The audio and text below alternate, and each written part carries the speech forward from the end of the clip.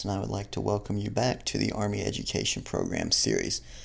In this series, we're talking about the importance of college, why you need a degree, but we've also talked about the high cost of college, how it can be very difficult for many people to afford college.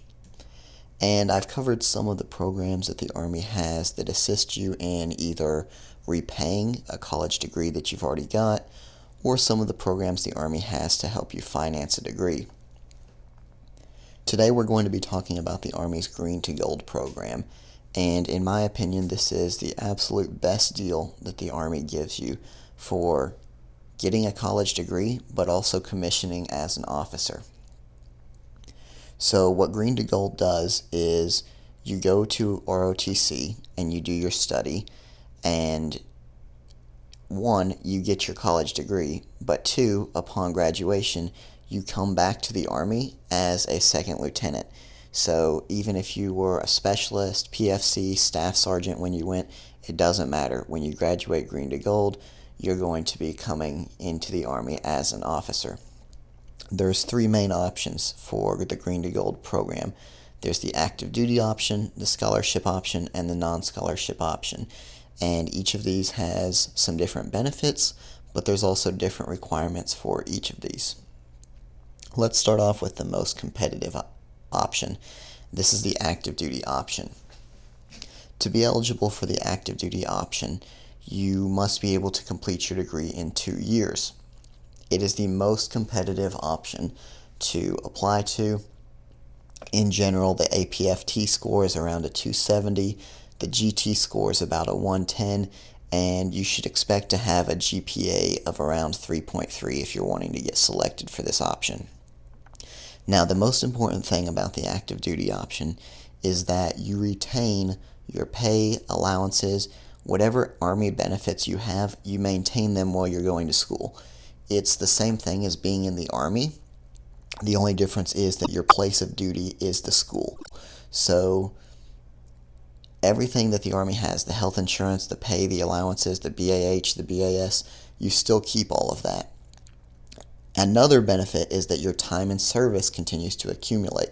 So if you have 1 year time in service when you start the active duty option, then your 2 years time in service continues. So you'll come out of this with 3 years time in service.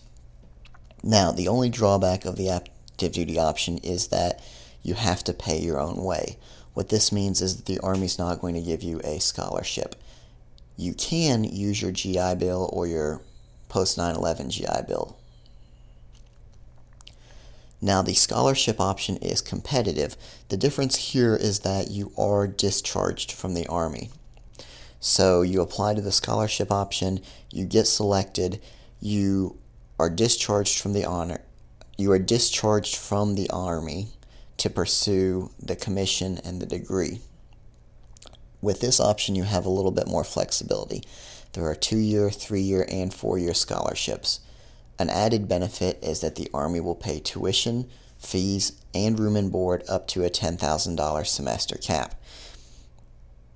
For almost any public institution, this is going to be more than enough for whatever you need, but they're also going to give you a $600 book stipend per semester and a $300 to $500 living stipend.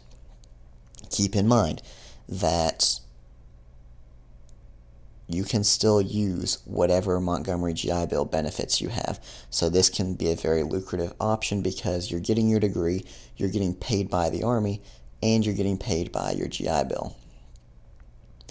Now, the non-scholarship option is non-competitive. What that means is that if you meet the minimum requirements, you will be accepted into this program. There's no board that you have to go to. This is done entirely between your local commander and the accepting school. You leave active duty, just like the scholarship option. You can use your GI Bill, and you get a $400 to $500 stipend per semester. Now, this option is completely self-financed.